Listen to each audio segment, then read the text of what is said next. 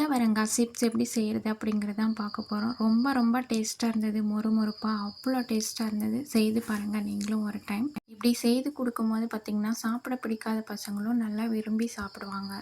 எங்கள் வீட்லேயும் அப்படி தான். கொத்தவரங்காய் வந்து பிடிக்காது. ஆனால் இந்த மாதிரி செய்து கொடுக்கும்போது பார்த்திங்கன்னா ரொம்ப டேஸ்ட்டாக இருக்குதுன்னு சாப்பிட்டாங்க. கொத்தவரங்காயில் பார்த்திங்கன்னா நிறைய சத்துக்கள் இருக்குது. கால்சியம் அதிகமாக இருக்கிறதால எலும்புகளுக்கு ரொம்ப நல்லது. வெல்கம் டு மாரி பாபு சேனல். இன்றைக்கி என்னென்னா கொத்தவரங்காய் பொரியல்.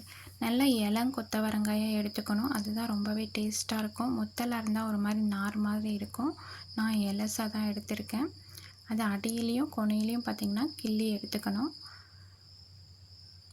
இது போல் ரொம்பவே டேஸ்ட்டாக இருந்தது செய்து கொடுக்கும்போது. நிறைய பசங்களுக்கு வந்து இது பிடிக்காது. ஆனால் பார்த்திங்கன்னா இந்த மாதிரி செய்து கொடுக்கும்போது ரொம்ப ரொம்ப பிடிக்கும். இதில் நார்ச்சத்து அதிகமாக இருக்கிறதுனால சர்க்கரையோட அளவை வந்து கட்டுப்பாட்டுக்குள்ளே வச்சுருக்கோம். நரம்புகளையுமே இது ரொம்ப பலப்படுத்தும். இந்த மாதிரி அடியிலையும் கொனையிலையும் கட் பண்ணிவிட்டு இந்த மாதிரி நடுவில் ஒரு கீரல் போட்டுக்கோங்க. இது எதுக்குன்னு கேட்டிங்கன்னா அப்போ தான் அந்த காரம் வந்து நல்லா உரைக்க ஆரம்பிக்கும். நல்லா மொறுமொறுன்னு இருக்கும். நான் அப்படி தான் இதுதான் நான் முறையாக செய்கிறேன். ரொம்பவே டேஸ்ட்டாக இருந்தது. வீடியோ பிடிச்சிருந்தா லைக் பண்ணுங்கள், ஷேர் பண்ணுங்கள், கமெண்ட் பண்ணுங்கள். ஐப் ஆப்ஷன் இருக்குது, அதையும் கொடுங்க.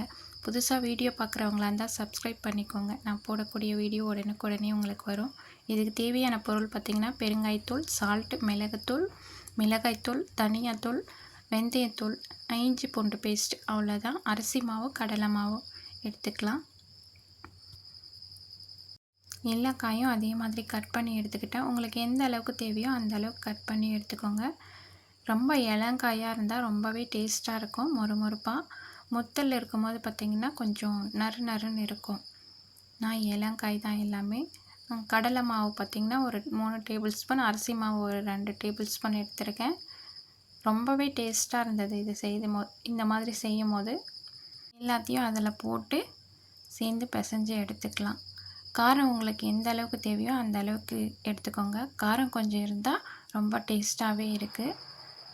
வேறு எந்த மசாலாவும் தேவையில்லை. இதை நல்லா போட்டு கலக்கி விட்டுக்கோங்க. அதுலேயே நல்லா மசாலா படும்படி. நிறைய நேரம் ஊறணும் அப்படியெல்லாம் கிடையாது. ஒரு 5 நிமிஷம் இருந்தாலே போதுமானது. நல்லா மசாலா படும்படி நல்லா கலக்கி விட்டுக்கோங்க. அவ்வளோதான், நல்லா கலங்கியாச்சு. ஒரே 5 நிமிஷம். நம்ம நல்லா கலக்கிறதுல பொறுத்து தான் இருக்குது அந்த மசாலா வந்து அதில் ஒட்டுறது. ஒரு 5 நிமிஷத்தில் பார்த்திங்கன்னா அது நல்லா கொஞ்சம் அதுக்குள்ளெல்லாம் ஏற ஆரம்பிச்சிடும். அப்படியே போட்டு எடுத்துக்கலாம். ஈவினிங் டைமில் இது ஒரு ஸ்நாக்ஸாக கூட செய்து கொடுக்கலாம். விரும்பி சாப்பிடுவாங்க பசங்க. கடையில் போய் ஏதாச்சும் ஒன்று வாங்குறதுக்கான இந்த மாதிரி செய்து கொடுக்கும்போது ரொம்ப சத்தானதும் எதுவும் கெமிக்கல் இல்லாமல் நம்மளே வீட்டில் செய்கிறதும் ரொம்பவே டேஸ்ட்டாக இருக்கும். அவ்வளோதான், ஒரு 5 நிமிஷத்தில் ஊறியாச்சு. அது 5 நிமிஷம் ஊறுனா இந்த மாதிரி தான் இருக்கும். நம்ம தண்ணியும் அதிகமாக சேர்க்குறதால சும்மா தெளித்து மட்டும் பிசைஞ்சால் போதுமானது. எண்ணெய் கடாய் வச்சு எண்ணெய் ஊற்றிக்கலாம். நான் கொஞ்சமாக தான் எண்ணெய் விட்டேன்.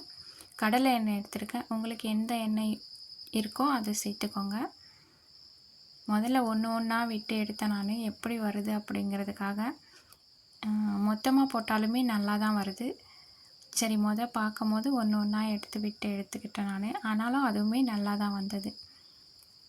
ரொம்ப ரொம்ப டேஸ்ட்டாக இருந்தது. அவ்வளோதான், கொஞ்ச நேரம் வேலை தான். ஆனால் பார்த்திங்கன்னா ரொம்ப ரொம்ப டேஸ்ட்டாக இருந்தது. கொஞ்சம் பொன்னிறமாக ஆன உடனே எடுத்துடுங்க. ஏன்னா இது சடனாக பார்த்திங்கன்னா தீயக்கூடிய தன்மை இருக்குது. அதனால் சீக்கிரமாக அப்படியே கலர் சேஞ்ச் ஆகிடுது. ஏன்னா மெலிசாக இருக்கிறதால உடனே தீய ஆரம்பிக்குது. உடனே சடனாக எடுத்துடுங்க பொன்னிறம் மாறின உடனே. அது கலர் மாறுச்சுன்னா அதோட டேஸ்ட்டுமே மாறும். அதனால தான் சொல்கிறது. இது வந்து கரெக்டான பதத்தில் எடுத்தோன்னா கரெக்டான டேஸ்ட்டில் அப்படியே இருக்கும். எங்கள் வீட்டில் பார்த்திங்கன்னா எப்படி செய்தாலுமே பசங்க வந்து சாப்பிட மாட்டாங்க. இந்த பதத்தில் எடுத்தோன்னா பர்ஃபெக்டாக இருக்கும். நானும் சரி யோசித்து தான் இந்த மாதிரி செய்து கொடுத்தேன். ஸ்நாக்ஸாக ஸ்கூல் தான் கொடுத்து அனுப்புனேன். ஆனால் பார்த்திங்கன்னா அங்கே போனதுக்கப்புறம் பையனுக்கு வந்து எதுவுமே கொடுக்க காணோம். வந்து கேட்குறான், என்னம்மா கொடுத்த? நல்லா இருக்குன்னு சாப்பிட்டாங்க. எனக்கு ஒன்று கூட அப்போ நீ டேஸ்ட் பண்ணி கூட பார்க்கலையா? இல்லை, ஒன்று கூட கொடுக்கல, எல்லாம் அவங்களே சாப்பிட்டாங்க பசங்க அப்படின்ட்டு. அவ்வளோ டேஸ்ட்டாக இருந்ததுன்னு சொன்னாங்க.